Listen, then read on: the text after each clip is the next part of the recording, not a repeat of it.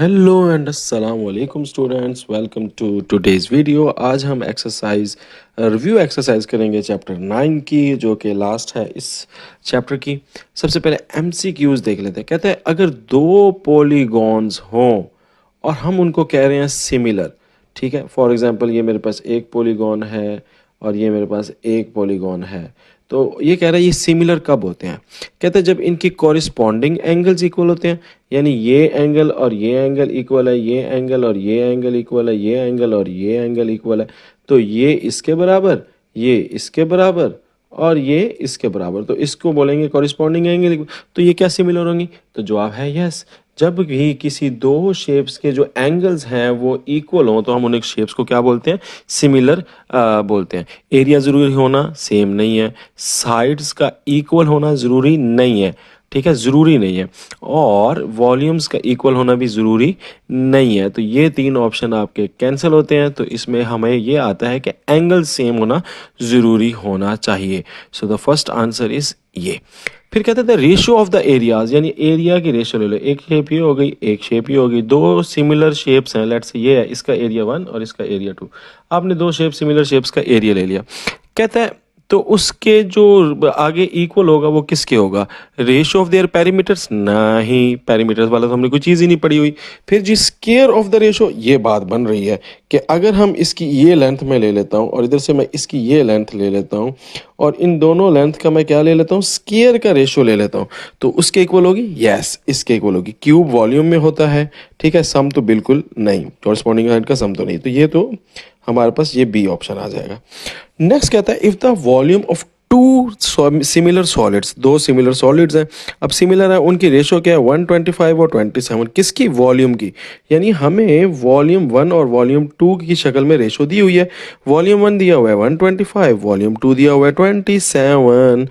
तो अब क्वेश्चन ये कर रहा है कि क्या इनकी जो साइड्स है, हाइट्स हैं, हाइट्स हो गई साइड, तो जो इनकी साइड्स हैं उनकी रेशो किसी के बराबर होगी। तो हमें पता है कि जब वॉल्यूम दिया हो तो आपकी जो लेंथ्स आ जाती हैं या आपकी जो साइड्स आ जाती हैं उसकी हम रेशो लिख के क्यूब लेते हैं, क्योंकि वॉल्यूम में क्यूब लेते हैं, एरिया में स्केयर लेते हैं और साइड्स में सेम इट इज रहने देते हैं। तो यहाँ पे क्यूब लेना पड़ेगा आपको। तो यहाँ पे L1 और L2 के ऊपर आपका क्या आ जाएगा? क्यूब आ जाएगा। अब क्यूब को ख़त्म करने के लिए हम क्या लेते होते हैं? Cube root. तो क्यूब और क्यूब रूट कैंसिल हो जाएगा, ठीक है, क्यूब रूट। अब देखना यह है कि 125 किसका क्यूब है, तो हमें पता है 5 का क्यूब है, और 27 किसका क्यूब है? 3 का, क्योंकि 5 multiply by 5 multiply by 5 it is equal to 125, और इसी तरह 3 times 3 times 3 that is equal to 27। So यहाँ पे हमने क्यूब रूट ले लिया, तो क्या आंसर आया कि लेंथ 1 और लेंथ 2 की जो रेशोज आ रही हैं वो 5:3 आ रही है। That is your B answer, ठीक है। तो पहले वाले का क्या आंसर आया था? ए, दूसरे वाले का आंसर क्या आया था? बी, और तीसरे वाले का भी बी आ गया। कहते थे exterior angle of regular pentagon, एक रेगुलर पेंटागन है, पेंटागन जिसकी 5 साइड्स हैं, तो हमें एन पता लग गया है, कितनी है? 5। कहता है कि अगर उसकी 5 साइड्स हैं तो आपने बताना है कि उसका एक्सटीरियर एंगल क्या होगा। तो हमने बेसिकली क्या निकालना है? एक्सटीरियर एंगल निकालना है। तो एक्सटीरियर एंगल निकालने का क्या फार्मूला है? तो एक्सटीरियर एंगल निकालने का फार्मूला होता है कि आपने 360 को डिवाइड कर देना है किससे? एन से। सो यहाँ पे हमारे पास पेंटागन है, पेंटागन में 5 साइड्स होती हैं, तो 360 को 5 पे डिवाइड कर देंगे, the answer will be 72 degree. So ये आपका डी ऑप्शन आ जाएगा। 360 पे क्यों डिवाइड करते हैं नंबर ऑफ साइड्स को? क्योंकि सम ऑफ एक्सटीरियर एंगल, यानी जितने भी एक्सटीरियर एंगल है किसी भी इरेगुलर पेंटागन के, उनको जब भी प्लस किया जाता है द आंसर इज 360, ठीक है। आगे कहता है एरिया है, पैरेललोग्राम है, उसका एरिया दिया हुआ है, कितना एरिया दिया हुआ है? 64 सेंटीमीटर स्क्वायर, ठीक है। एक और है, उसका एरिया दिया हुआ है 144 सेंटीमीटर स्क्वायर। कहता है जो स्मॉलर वाला है, यानी स्मॉलर वाला ये पहले वाला, उसकी जो साइड है वो 8 सेंटीमीटर हो, और दूसरी साइड आपने लार्जर वाले की मालूम करनी है, उसको मैं ख्याल एक्स कह लेता हूँ। तो कहते हैं अभी एक्स निकालो, सही है। तो हमें पता है जब आपको एरिया दिए हों, A1 और A2 का एरिया दिया हो, तो इसमें जो कॉरिस्पॉन्डिंग साइड्स आपने लेनी है उसका स्केयर लेना होता है, यानी length divide by 2 whole square. तो अब यहाँ पे बेसिकली आपने क्या ले लेना है? होल स्केयर ले लेना। जब होल स्केयर लोगे तो ये सॉल्व हो जाएगा। तो 8 का स्केयर होता है 64 और एक्स स्केयर आता है एक्स। अब आपने क्या करना है? अब आपने 64 का हल कर लेना है इसको। तो हल कैसे करेंगे, सॉल्व कैसे करेंगे, x2 आपका उधर चला जाएगा, 64 इधर आके डिवाइड हो जाएगा और 144 उधर जाके मल्टीप्लाई हो जाएगा। तो 64 तो 64 कैंसिल हो गया, तो x square is equal to 144। अब आपने इसका स्केयर रूट ले लेना है।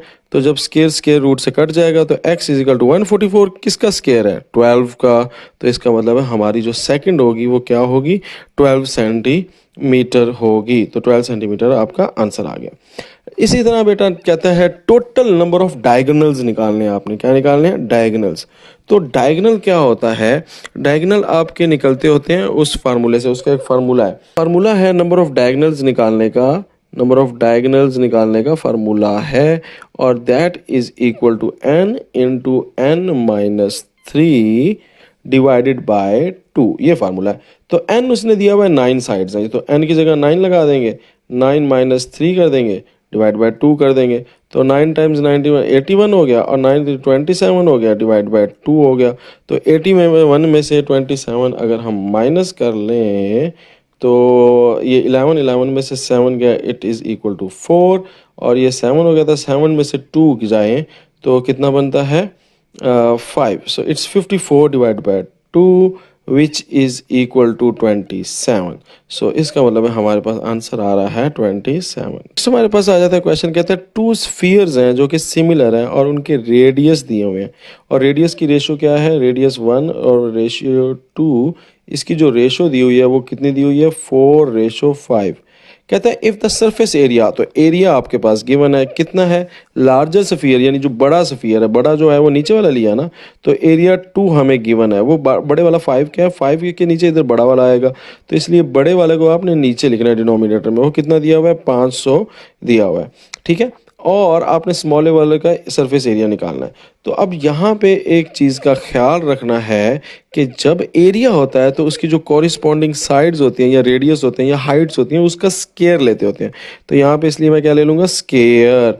तो 16 आ जाएगा, 5 का स्केयर 25 आ जाएगा, और ये 500 जो था ये उधर जाके मल्टीप्लाई हो जाएगा। सो x इज इक्वल टू 25 1 ज़ा 25, और 25 कितने टेबल पढ़ो तो आ जाएगा, 500 आ जाएगा, इट मस्ट बी 20। ठीक है, अब 16 को 20 से मल्टीप्लाई कर देंगे तो it will be equal to 320 pi. ठीक है, अब ये पाई क्यों लेना है, क्योंकि यहाँ भी पाई लिखा हुआ था, 500 सेंटीमीटर नहीं था, 500 सेंटीमीटर 500 पाई सेंटीमीटर स्क्वायर था, तो इसलिए 320 पाई आपका आंसर आ गया। ठीक है, चलते हैं नेक्स्ट क्वेश्चन में, और उसमें कहता है कि एक रेगुलर पेंटागन है आपके पास, रेगुलर पॉलीगॉन है, उसका एक्सटीरियर एंगल दिया हुआ है 30। ठीक है, कितना एंगल दिया, क्या दिया हुआ है, एक्सटीरियर एंगल दिया हुआ है।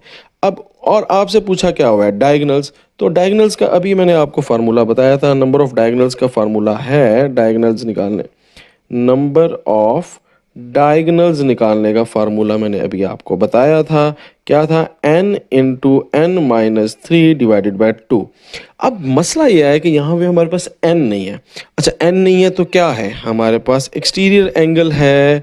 ठीक है, जब एक्सटीरियर एंगल आपको गिवन हो तो उससे n निकाला जा सकता है। कैसे, कि हमें पता है कि ईच एक्सटीरियर एंगल, हर एक्सटीरियर एंगल किसके बराबर होता है, उसको कैसे निकालने का तरीका है, सिंपल सा तरीका यह है कि जो 360 है उसको डिवाइड कर देना n पे, क्योंकि सम ऑफ एक्सटीरियर एंगल क्या होता है, 360 होता है। तो अगर ईच निकालना तो n पे डिवाइड कर दो।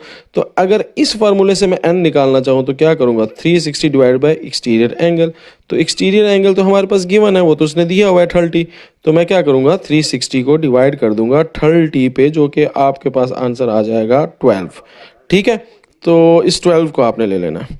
अब यहाँ तक क्लियर हो गया 12। तो अब इसको जब हम n हमारे पास कितना आ गया, 12। तो जब n 12 आ गया तो अब इस फार्मूले में हम 12 पुट कर देते हैं। तो इस फार्मूले में 12 पुट करेंगे तो n की जगह 12 आ गया, 12 माइनस 3 आ गया। सो 12 टाइम्स 12 इज़ 144, और डिवाइड बाई n भी था, डिवाइड बाई 2। तो अब 12 टाइम्स 12 इज़ 144 माइनस 12 टाइम्स 3, तो 12 टाइम्स 3 होगा 36 डिवाइडेड बाई 2।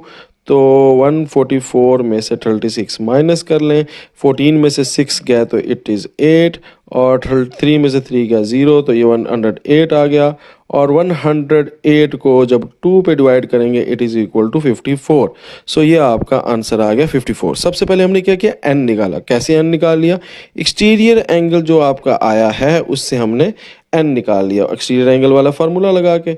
जब हमारे पास एन 12 निकल आया, फिर हमने इस डायगोनल वाले फार्मूले में इसको पुट कर दिया। ठीक हो गया। नेक्स्ट आपके पास कहता है कि इन अ रेगुलर हेक्सागोन, अगर एक हेक्सागोन हो तो उसमें जो रेशियो होती है length of the diagonal, diagonal की और साइड की, तो उसमें क्या होता है, अगर ये एक हेक्सागोन मैंने बना दिया, ये इस तरह करके, ये इस तरह करके, ये 6 साइड वाला हेक्सागोन हो गया। कहता है इसका यहाँ से लेकर यहाँ तक फासला और इसकी जो एक साइड फासला है, इसमें क्या फ़र्क होता है। तो ये याद रखिएगा, जो डायगोनल हेक्सागोन में जो डायगोनल होता है ना, डायगोनल उसकी लेंथ और जो ये आपकी एक साइड की लेंथ होती है, हमेशा जो होती है वो 2:1 की रेशियो। यानी अगर डायगोनल 8 है तो जो साइड होगी वो 4 होगी, अगर डायगोनल 10 है तो साइड कितनी होगी, 5 होगी, उसकी हाफ होगी। तो हम इसको बोलते हैं 2:1 रेशो। क्या बोलते हैं, 2:1 रेशो। तो ये आपकी 2:1 रेशो आ गई। नेक्स्ट कहते हैं एक रेगुलर पॉलीगॉन है, उसका इंटीरियर एंगल 165 दिया हुआ है। यानी हमारे पास ईच एक्सटीरियर एंगल की बजाय इंटीरियर एंगल दिया हुआ है। क्या दिया हुआ है, इंटीरियर एंगल। तो इंटीरियर एंगल से हमने निकालनी है साइड्स, तो एन निकालना है। तो हमें पास ईच इंटीरियर एंगल का फार्मूला क्या था हमारे पास, ईच इंटीरियर एंगल का फार्मूला हमारे पास था क्या, कि n-2 टाइम्स 180। ये वाला कौन सा फार्मूला है, ये सम ऑफ इंटीरियर एंगल निकालने का। हमने तो ईच का फार्मूला लगाना है, तो क्योंकि हमें ईच गिवन है तो हम क्या करेंगे, इधर पीछे भी क्या लगा देंगे, n लगा देंगे। तो नंबर ऑफ साइड्स पे जब डिवाइड कर देते हैं टोटल सम को, तो ये हमारे पास ईच इंटीरियर। अब ईच इंटीरियर एंगल आपके पास है 165, और n आपने निकालना है। n को 180 से मल्टीप्लाई करेंगे तो ये 180 n आ जाएगा। ये देखो n और ये 180, ये मल्टीप्लाई हो गया ना, पीछे क्या आ गया 180 n, माइनस 180 को 2 से मल्टीप्लाई करेंगे तो कितना आ जाएगा 360, डिवाइडेड बाय n। n उधर जाके 165 से मल्टीप्लाई हो जाएगा तो ये बन जाएगा 165 n। अब 165 n को उधर ले आओ, 360 को उधर ले जाओ, तो 360 उधर जाके प्लस हो जाएगा, ये इधर आके माइनस हो जाएगा, 1n माइनस 165 n। सो 360 इधर ही खड़ा रहेगा, और इसको डिवाइड कर लेते हैं, माइनस कर लेते हैं। 180 में से 165 जाए तो कितना बचता है, 15। तो ये आ गया 15। तो 15n आपने n निकालना है, तो 360 के साथ 15 को डिवाइड कर देंगे। सो 360 डिवाइडेड बाय 15, और जब हम इसको 15 पे डिवाइड करते हैं तो हमें पता है 15 20 24 आंसर आएगा, 24 पे आता है, तो ये आपके पास 24 आ जाएगा। ठीक है, डिवाइड कैलकुलेटर पे कर लीजिएगा। That's it. चलते हैं जी हम नेक्स्ट क्वेश्चंस की तरफ। जी क्वेश्चन नंबर 2 स्टार्ट करते हैं, और हमारे पास क्वेश्चन नंबर 2 क्या कहता है, कहता है if the sum of the interior angles of a polygon is 180। यानी आपके पास क्या चीज़ गिवन है, sum of interior angle given है। तो इंटीरियर एंगल्स का जो सम आ रहा है वो है 1080 degree. Okay, how many side does this polygon has, तो इसकी पॉलीगॉन की साइड्स कितनी होंगी। तो आपने बेसिकली साइड्स निकालनी है, that is equal to n। So sides निकालने का तरीकाकार क्या है वो मैं आपको बता देता हूँ, कि जब आपको सम ऑफ इंटीरियर एंगल दिया हुआ है तो उसका फार्मूला लगा लेते हैं। तो सम ऑफ इंटीरियर एंगल कैसे निकालते हैं, हमने पढ़ा था कि अगर n साइड्स हैं उसमें से 2 माइनस करके 180 से मल्टीप्लाई कर देंगे। सो हमारे पास सम ऑफ इंटीरियर एंगल तो है 180। तो अब हम इसको सॉल्व कर लेते हैं। 180 को n से मल्टीप्लाई करेंगे, 180 n आ जाएगा, माइनस 2 को 180 से मल्टीप्लाई करेंगे, इट विल बी 360। तो 180 n को इधर ही रहने दो, 360 को उधर ले जाओ, तो 360 उधर जाके ऐड हो जाएगा 1080 के साथ। ठीक है, और 1080 के साथ इसको ऐड कर लें, या फिर आप ऐसे करें, इधर एक और स्टेप ऐसे करते हैं, यूँ कर लेते हैं, ये वाला ज़्यादा इजी वे है। तो आप ऐसा करें, n-2 को इधर ही खड़ा रहने दें, 180 इधर ही खड़ा रहने दें, सम ऑफ एंगल कितना आ गया 1080। आप 180 को डायरेक्ट ही ले आए, इधर मल्टीप्लाई करने की बारी बारी ज़रूरत ही नहीं है। तो 1080 डिवाइडेड बाय 180, ये n-2 आ गया। सिंपल, आपने 0 को 0 के साथ कैंसिल कर दिया, 18 का टेबल पढ़े 108 आ जाए, इट इज़ 6। तो ये आपके पास 6 आ जाएगा, n-2, और आपने n निकालना है तो प्लस 6 इधर आके +2 हो जाएगा, that is equal to 8। So number of sides will be 8। Number of sides क्या होंगी, 8 होंगी। ठीक है, ओके। नेक्स्ट क्वेश्चन है, टू सिमिलर बॉटल्स हैं, दो सिमिलर बॉटल्स हैं, that one is twice as high as the other, एक जो है वो दुगनी है उससे। ठीक है, तो कह रहा है what is the ratio of their surface area and there capacities. तो कैपेसिटी का लफ्ज जब भी आ जाए तो समझ लो किसकी बात हो रही है बेटा, वॉल्यूम की बात हो रही है। किसकी बात हो रही है? तो हमने वॉल्यूम की रेशियो निकालनी है और एरिया की निकालनी है। So length one will be, if it is two, ठीक है, ट्वाइस है, और लेंथ टू जो है वो बेटा क्या है, वन है। ठीक है, सो कह रहा है कि the two similar bottle that one is twice as higher the other. तो एक ट्वाइस है यानी डबल है, दूसरी आपके पास क्या आ गई है, L2 आ गई, यानी 2 आ गई। तो रेशो आपके पास 1:2 है, या 2:1 कर लो। ठीक है, तो अब इनके सरफेस एरिया की रेशियो निकालनी है, यानी एरिया 1 और एरिया 2 निकालना है आपने। ठीक है, तो ये हमने इसकी रेशियो निकालनी है। तो हमें फार्मूला पता है L1/L2, एरिया के अंदर हम क्या लगा देते हैं, स्केयर लगा देते हैं। तो यहाँ पे हमारे पास A1 जो है वो कितनी आ जाएगा, इन दोनों की रेशियो क्या आ जाएगी, A1 मैंने 2 लिया हुआ है, बड़ी वाली मैंने पहले ले ली है, तो इसमें कोई इशू नहीं है, उसने कोई नहीं बताया कि आपने ऊपर कौन सी रखनी है और नीचे करनी है। Twice as high as the other लिखा हुआ है सिर्फ, तो इसलिए मैंने ऊपर लिख लिया, तो नीचे भी लिख लें तो मेरे ख्याल से हर्ज कोई नहीं है। इसका आप स्केयर ले लेंगे, so the answer will B A1/A2 will be 4:1। ठीक हो गया। इसी तरह ये 4:1 आ गई, 4:1। ठीक है, इसी तरह आपने वॉल्यूम का लेना है, कैपेसिटी भी पूछा ना उसने, कैपेसिटी का मतलब वॉल्यूम है, तो V1/V2, L1/L2, वॉल्यूम है तो क्या ले लेंगे, क्यूब। सो V1/V2, और L1 कितना आ जाएगा हमारे पास, 2 का क्यूब, और नीचे आ जाएगा 1 का क्यूब। तो V1/V2 इज इक्वल टू, 2 का क्यूब क्या होता है 8, और 1 का क्यूब क्या होता है 1 ही, तो ये रेशो आ जाएगी 8:1। तो ये हमारे पास आ गई है सरफेस एरियाज की, और ये रेशो, और ये हमारे पास आ गई है कैपेसिटीज यानी वॉल्यूम की रेशो। ठीक हो गया। नेक्स्ट हमारे पास कहता है each dimension of the model car is 110 on the corresponding car dimension. Find the ratio of the area of the windscreen. Windscreen का एरिया बताना है क्या होगा। ठीक है, उसके बाद हमारे से क्या पूछ रहा है, the capacities of their boots, the width of the car, और and the number of the wheel they have. तो ये तीन चीज़ों की, चार चीज़ों की हमसे क्या मांग रहा है, रेशो मांग रहा है। ठीक है, तो अब देखें areas of the wind screen. अब एरिया लिखा हुआ है तो हमने, ये हमारे पास ये किस्म की डायमेंशन है ना, इसका मतलब ये है कि लेंथ रेशो 1, ये आपको जो रेशो दी हुई है कितनी दी हुई है, 1/10 दी हुई है।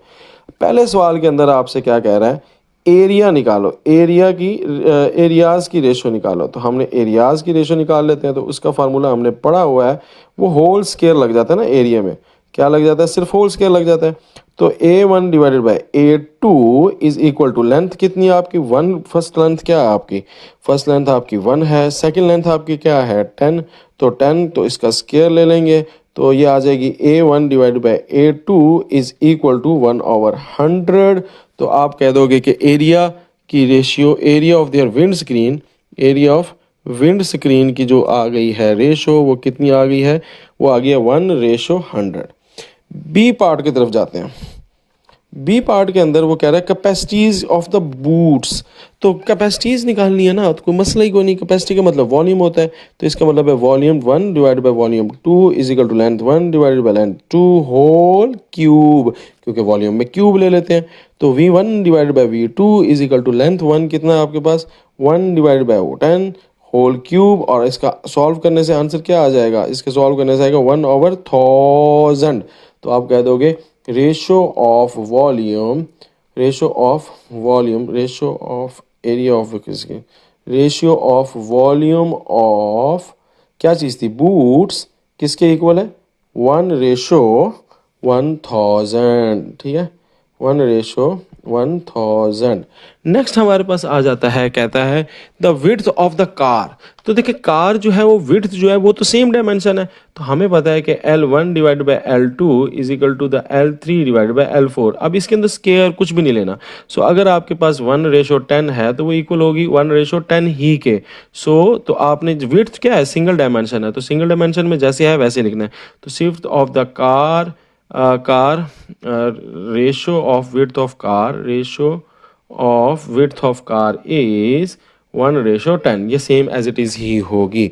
फिर कहते हैं number of wheels they have. अच्छा, व्हील्स के साथ क्या होता है, नंबर ऑफ व्हील्स, एक गाड़ी के अगर 4 हैं तो दूसरी के भी कितने होंगे, 4 ही होंगे ना। सो जो नंबर ऑफ व्हील्स की जो होगी वो तो सेम होगी बोथ कार के लिए। तो आप क्या लिखोगे, द नंबर ऑफ व्हील्स, ठीक है, is same for both car, is same for both car, दोनों कार्स के लिए क्या है, सेम है, यानी 1:1। That is your answer. ठीक है, आगे कहते हैं 3 सिमिलर जग हैं। अच्छा, एक की हाइट है 8, दूसरे की हाइट है 12, तीसरे की हाइट है 16। कहते हैं जो स्मॉलेस्ट जग है ना वो होल्ड करता है 1/2 लीटर। ठीक है, तो आपने बाकियों की जो है वो निकालनी है। तो चलो मैं इसको इस तरह नाम दे देता हूँ। मेरे पास एक लेंथ 1 हो गई, वो हो गई 8, लेंथ 2 हो गई, वो हो गई 12 सेंटीमीटर में, ठीक है, और लेंथ 3 हो गई, वो मेरे पास क्या हो गई, 16 सेंटीमीटर।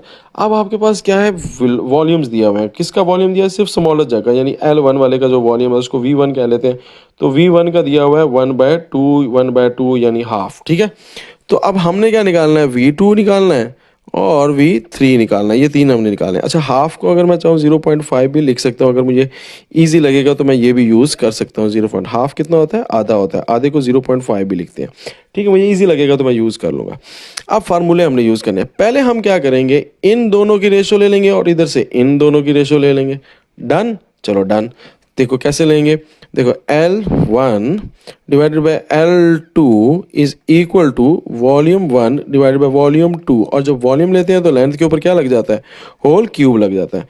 तो अगर वॉल्यूम 1 है, ठीक है, वो आपके पास नोन है कितना है, 0.5, तो ये मैंने 0.5 लिख दिया, इज इक्वल टू V2 तो हमने फाइंड करना है, और लेंथ 1 तो हमें पता है 8 है, लेंथ 2 कितनी है, 12 है, और इसका आपने क्या ले लेना है, होल क्यूब।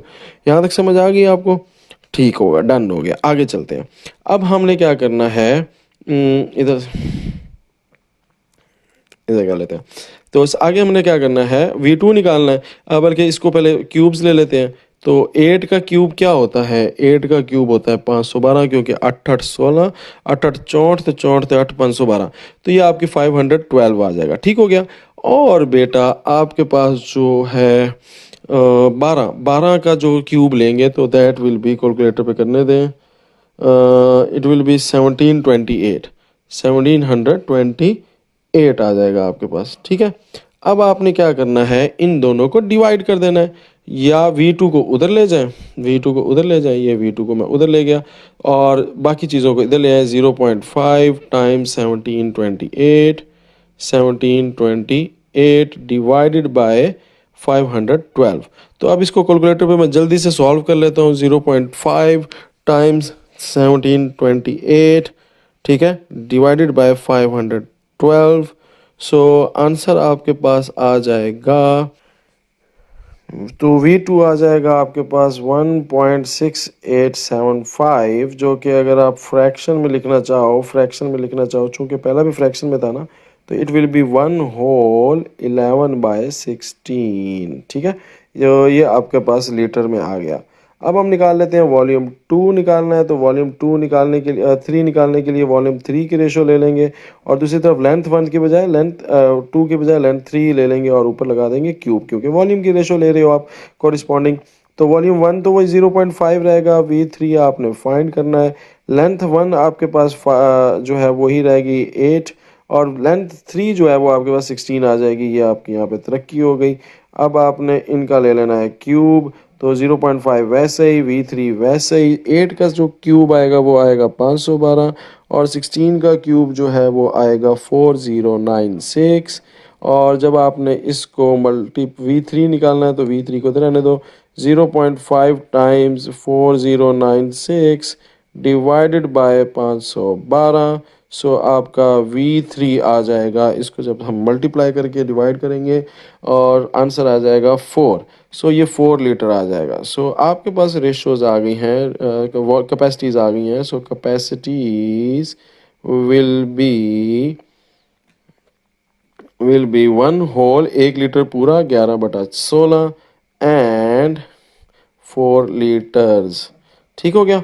तो ये आपने लीटर्स करके लिख लेना है। कहते हैं 3 सिमिलर ड्रिंकिंग ग्लासेस हैं जिनकी हाइट दी हुई है आपको। क्या दी हुई है? हाइट।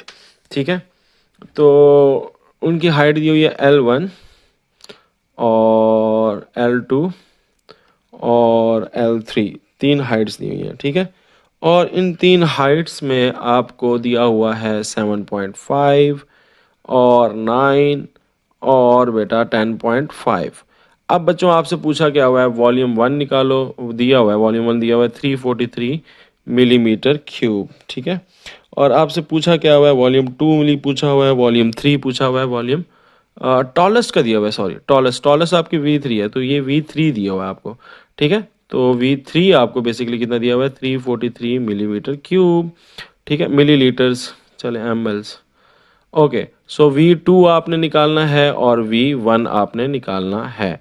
तो हमारे पास फार्मूला वही है, V1 divided by V2 is equal to length 1 divided by length 2 की होल क्यूब। सो V1 आपने निकालना है, L1 आपके पास 7.5 का क्यूब है, डिवाइडेड बाय L2 आपके पास L2 नहीं लेना, L3 लेंगे ना, तो वॉल्यूम 3 लेंगे क्योंकि हमारे पास 3 का दिया हुआ है ना। तो वॉल्यूम 3 आपके पास है 343 और वॉल्यूम लेंथ 3 हो जाएगी 10.5, जो गिवन होती है उसी से लेते हैं। तो इसको सॉल्व कर लेंगे तो V1 इज इक्वल टू 7.5 का हम ले लेते हैं cube, that will be equal to 7.5 times 7.5 times 7.5, that is 421.875। तो ये हमारे पास आ जाएगा 421.875 डिवाइडेड बाय 10.5 का जब स्केयर क्यूब ले लेंगे that will be equal to 1157.625। और ये जो 343 था इधर डिवाइड हो रहा था, इधर आके मल्टीप्लाई हो जाएगा। सो आपका वॉल्यूम 1 निकल आएगा, कैलकुलेटर पे इसको सॉल्व कर लेंगे, that will be equal to 125 centimetre cube, जो कि इक्वल होता है 125 ml। सेंटीमीटर क्यूब और ml एक ही चीज़ है। ठीक हो गया। अब हमने निकालना है V2, तो V2 निकालने के लिए V3 के साथ कंपेयर करते हुए L2 डिवाइड बाय L3 कर देंगे और होल क्यूब ले लेंगे। सो V2 निकालना है, V3 आपके पास ऑलरेडी 343 गिवन है, डिवाइडेड बाय लेंथ आपके पास कितनी है? 7.5, L2 आपके पास है 9 और वो नीचे आपके पास है 10.5, इसका आपने ले लेना है होल क्यूब। सो V2 आपके पास आ जाएगा 9 का क्यूब होता है 729। ठीक है, 9 टाइम्स 9 81, 80 टाइम्स 9 से तो 729। अच्छा, और 10.5 का वही जो पहले आया था 1157.625, और 340 इधर डिवाइड हो रहा था, उधर जाके मल्टीप्लाई हो जाएगा। अब इस सारे को जब आप सॉल्व करोगे तो आपका आंसर आएगा, कैलकुलेटर पे कर लें, 7 टाइम्स को 343 से मल्टीप्लाई, फिर 11 से 50, जो आंसर है उसको 11 से 57.625 से डिवाइड, तो जो आंसर आ जाएगा आपके पास 216 सेंटीमीटर क्यूब, और यही होता है हमारा ml। ठीक है, सो ये हमारा 6 क्वेश्चन भी हो गया। नेक्स्ट कहता है एक टॉय मैन्युफैक्चरर प्रोड्यूस कर रहा है model cars, okay, which are similar in every way actual car, जो एक्चुअल कार से सिमिलर है। अगर ratio of the door area of the model to the door area of the car is, so हमारे पास जो model का है वो है एरिया दिया हुआ है किसका? मॉडल का। तो एरिया 1 आपके पास है वो 1 सेंटीमीटर बन जाता है। एरिया 2 जो दिया हुआ है आपको वो 2500 सेंटीमीटर देता है। तो ये एक्चुअल हो गई, ये उसका मॉडल हो गया, एक खुलौने वाली होगी एक असली वाली होगी, उसका रेशोज दी हुई हैं। तो कहते हैं find the length of ratio. तो पहले क्वेश्चन में ये कह रहा है कि L1 और L2 की रेशो निकालो, रेशो ऑफ द लेंथ, तो ये आपने निकालना है। तो हमने पढ़ा हुआ है कि एरिया 1 डिवाइडेड बाय एरिया 2 किसके इक्वल होता है? लेंथ 1 डिवाइडेड बाय लेंथ 2 का होल स्क्वायर के। सो एरिया है 1 और ये है 2500, इसका हमने ले लेना है स्क्वायर रूट, और इस तरफ जो आपका स्क्वायर रूट है वो कैंसिल हो जाएगा स्क्वायर से, ये तो ये स्क्वायर से कट गया, तो आपके पास आ गया है लेंथ 1 डिवाइडेड बाय लेंथ 2। 1 का स्क्वायर रूट 1 ही होता है, और 25 किसका स्क्वायर रूट है? 50 का, तो ये 50 आ गया। तो ये आपके पास लेंथ 1 रेशो आपके पास पहले क्वेश्चन की आ गई है। दूसरे में कहता है the ratio of their capacities of there petrol tank. अब पेट्रोल टैंक तो वॉल्यूम होती है, कैपेसिटी तो वॉल्यूम होती है, तो फार्मूला वॉल्यूम का लग जाएगा V1 divided by V2 divided by L1 divided by L2। अब L1 L2 आपने ये ली हुई है, तो अब इसको लेके चलेंगे अब, और इसकी रेशियो निकाल लेंगे, तो ये आ जाएगी, और वॉल्यूम में क्या लगाते हैं, क्यूब, ये नहीं भूलना। तो ये आ जाएगा 1 डिवाइड बाई 50 का होल क्यूब। तो ये आपके पास वॉल्यूम की रेशियोज आ जाएंगी। तो V1 रेशो V2 आपके पास, यानी वॉल्यूम ऑफ पेट्रोल टैंक की रेशियोज कितनी आ जाएंगी। सिंपली आपने इसको क्या करना है, क्यूब ले लेना है। तो 1 का क्यूब तो होता है 1, और 50 का क्यूब होता है 125000। तो 1 का क्यूब 1, और ये आ जाएगा 125000, ये इसका आ जाएगा। किस चीज़ में था वॉल्यूम, किस चीज़ में, पेट्रोल टैंक का कोई खास यूनिट नहीं है। चले हम सेंटीमीटर क्यूब लगा लेते हैं, क्योंकि उधर यूनिट सेंटीमीटर है। तो ये आपके पास बन गए। कहते हैं width of the model if the actual car is 150 wide. तो अब आपके पास लेंथ 1 और लेंथ 2 तो ऑलरेडी गिवन है। ये जो किसकी है, जो रेशो वाली है, वो कितनी है रेशो, वो रेशो हमें पता है कितनी है, 1/50 है।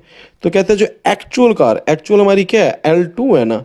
तो L2 अब आपको इसने दिया हुआ है, कितना दिया हुआ है, L1 आपने निकालनी है जो टॉय वाली है, और एक्चुअल कार जो है वो 150 है। तो ये 150 होगी, डिवाइडेड बाय 50 हो जाएगा। तो L1 निकालना है, तो फिर 50 उधर जाके मल्टीप्लाई हो जाएगा 1 के साथ, और ये आपके पास L1 आ जाएगी 3 सेंटीमीटर। यानी अगर वो 150 मीटर होगी, तो एक्चुअली वो जो मॉडल है वो कितने सेंटीमीटर हो जाएगा, 3 सेंटीमीटर हो जाएगा।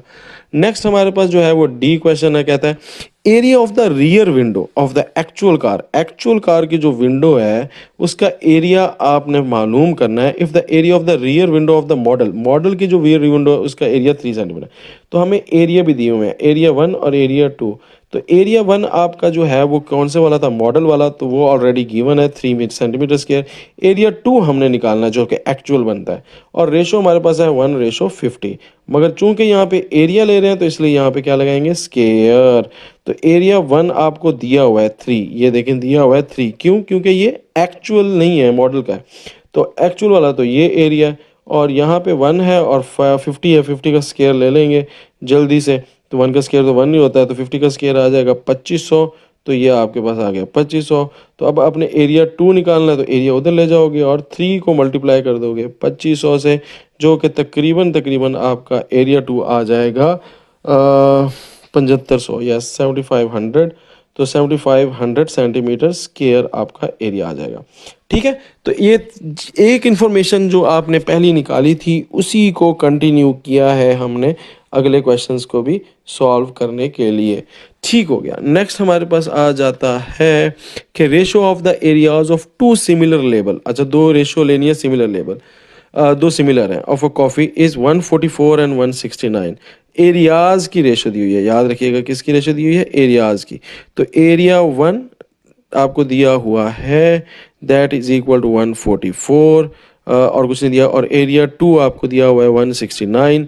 तो हम इधर लिख देते हैं कि रेशोज दी हुई हैं, तो ये रेशो मैंने लिख दिया।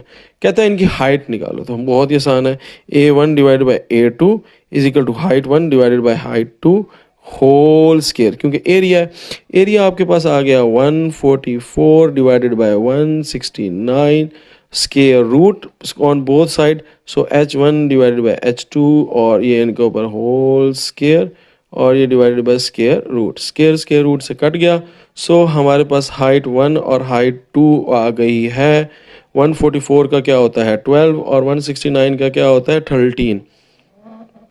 चलो जी, अब आ जाओ वॉल्यूम के ऊपर। तो वॉल्यूम है V1 divided by V2 is equal to length 1 या हाइट 1 डिवाइडेड बाय हाइट 2, और इधर लगा देंगे क्यूब। अब वो कैपेसिटीज मतलब वॉल्यूम, तो V1 डिवाइडेड बाय V2, और ये हाइट कितनी दी है आपको 12, और ये कितनी दी है 13। तो अब इनका हमने क्या ले लेना है, सिंपल सिंपल क्यूब ले लेना है 12 और 13 का।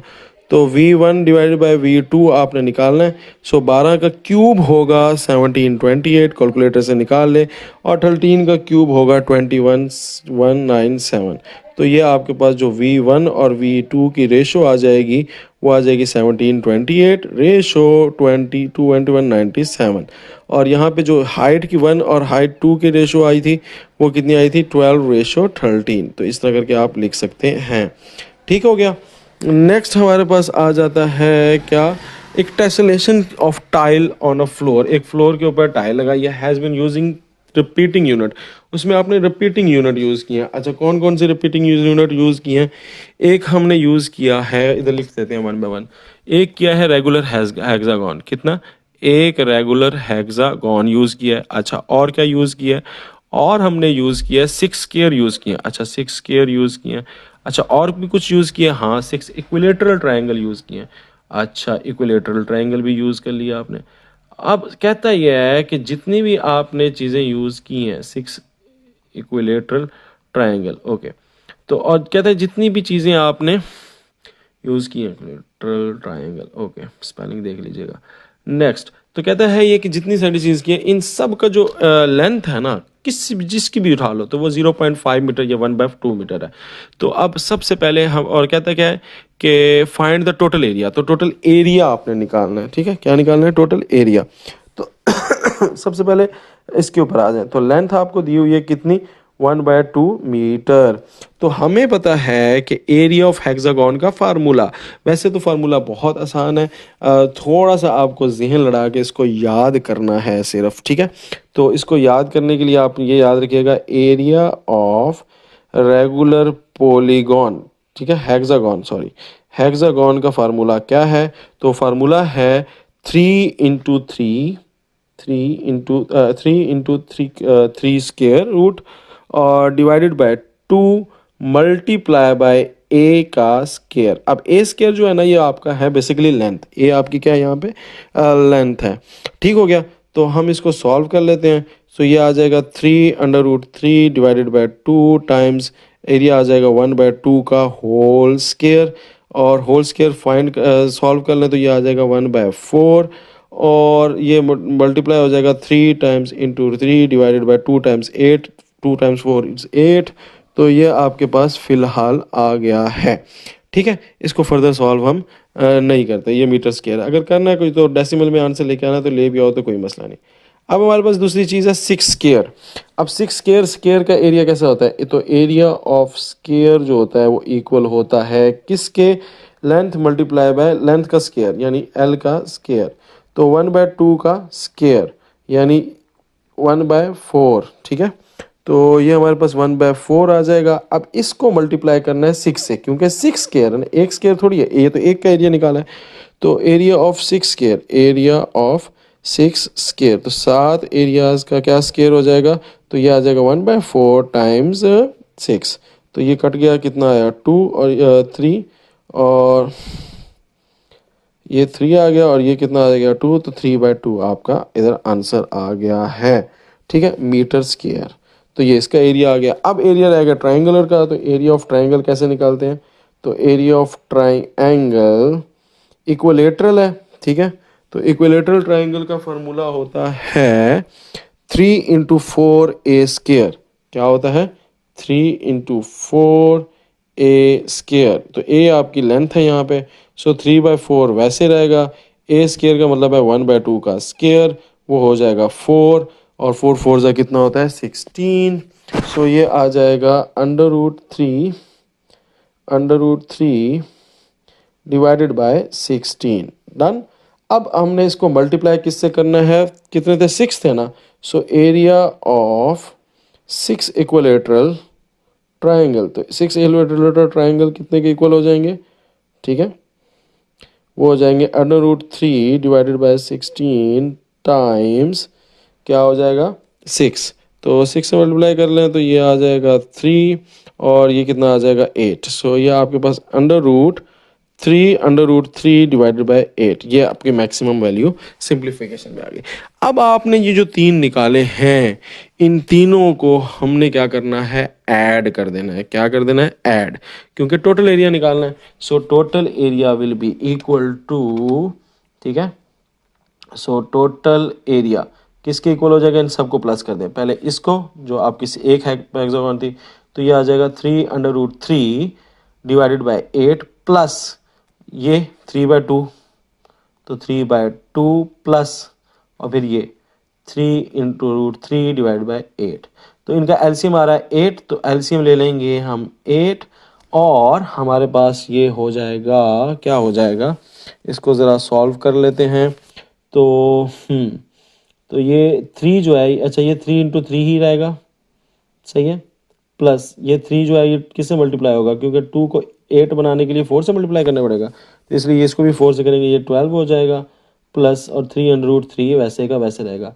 अब ये 3 अंडर रूट 3 और ये 3 अंडर 3 ऐड हो जाएंगे तो 6 अंडर रूट 3 आ जाएगा, तो 6 under root 3 plus 12 divided by 8, तो 6 अंडर रूट 3 को अगर राउंड ऑफ करके हम ले लेते हैं तो ये 1.73 के आसपास कोई वैल्यू आती है, तो 1.73 डिवाइडेड बाई 8 प्लस 12, तो इसको अब ऐड कर लें, तो 6.16 को मल्टीप्लाई कर लें 1.73 से 10.38 आ जाएगा, 10.38 प्लस 12 डिवाइडेड बाय 8, तो अब जगह नहीं बच रही, यहाँ पे लिख रहा हूँ, ठीक है, रिमेनिंग यहाँ पे लिख रहा हूँ। अच्छा, तो किधर पहुँच गए हैं, 10.38 को 12 से प्लस कर देंगे, it will be 22.38 divided by 8, और the answer will be finally 2.80 metre square, that's your answer. ठीक हो गया, सिंपल क्या किया है, रेगुलर हेक्सागोन का एरिया निकाला, फार्मूला हमारे पास पड़ा था, नहीं पता तो याद कर लें, एरियाज का स्क्वायर निकाला, फिर हमने क्या किया, इक्विलेटरल ट्रायंगल का एरिया निकाला, और एंड में सबको प्लस करके टोटल एरिया निकाल लिया है। So that is the way to find out the total area. That's it, मिलते हैं नेक्स्ट वीडियो में, अल्लाह हाफिज़। There is no power on earth that can undo God's law.